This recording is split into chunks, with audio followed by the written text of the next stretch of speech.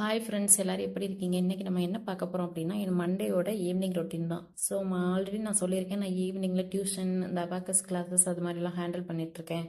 So 2 பேட்சஸாக எடுத்துகிட்ருக்கேன். So space இல்லாதனால 2 பேட்சஸாக எடுத்துகிட்ருக்கேன்னு சொல்லியிருந்தேன். So அது மாதிரி அதனால நான் என்ன பண்ணுவேன், எப்போவுமே இந்த கிளாஸஸ்க்காக முன்னாடியே வந்து நான் டின்னர்லாம் ரெடி பண்ணி வச்சுருவேன். ஸோ ரெடி பண்ணி வச்சா டியூஷன் முடிச்சதுக்கப்புறம் நான் உட்காந்து டின்னர் ரெடி பண்ணுறதுக்கு எனக்கு ரொம்ப டயர்டாகிடுது. ஸோ அதனால நான் முன்னாடியே ரெடி பண்ணி வச்சுருவேன்.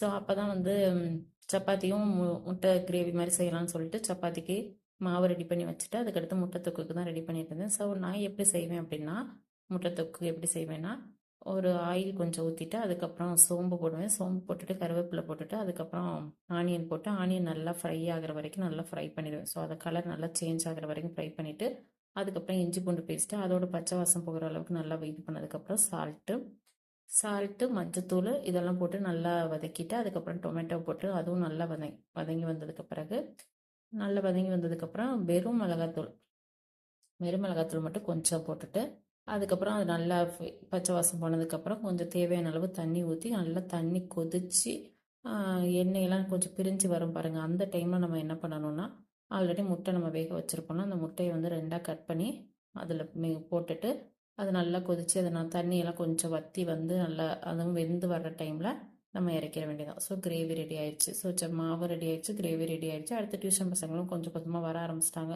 ஸோ அவங்களுக்கு டியூஷன் எடுத்துட்டு அதுக்கப்புறம் டியூஷன் படிக்கிற ஒரு பொண்ணு வீட்டிலேருந்து எனக்கு கொஞ்சம் நொங்கு மாம்பழம்லாம் கொடுத்துருந்தாங்க. ஸோ அதையும் வாங்கி வச்சுட்டு அதுக்கப்புறம் சப்பாத்தி போட ஆரம்பிச்சிட்டேன். ஸோ சப்பாத்தி போட்டு கொடுத்து என் பசங்களுக்கு வந்து டிவி பார்த்துட்டே சாப்பிட ஆரம்பிச்சிட்டாங்க. அவங்க டிவி பார்த்துட்டே சாப்பிட்டு முடிச்சதுக்கப்புறம் நானும் அவங்களோட உட்காந்து சாப்பிட்டுட்டு அதோட எங்களோட டின்னர் ரொட்டீன் முடிஞ்சிருச்சு. ஸோ உங்களோட ரொட்டீன் என்னன்னு சொல்லுங்கள். இந்த மினி விளாக் பிடிச்சிருந்தா லைக் பண்ணுங்கள்.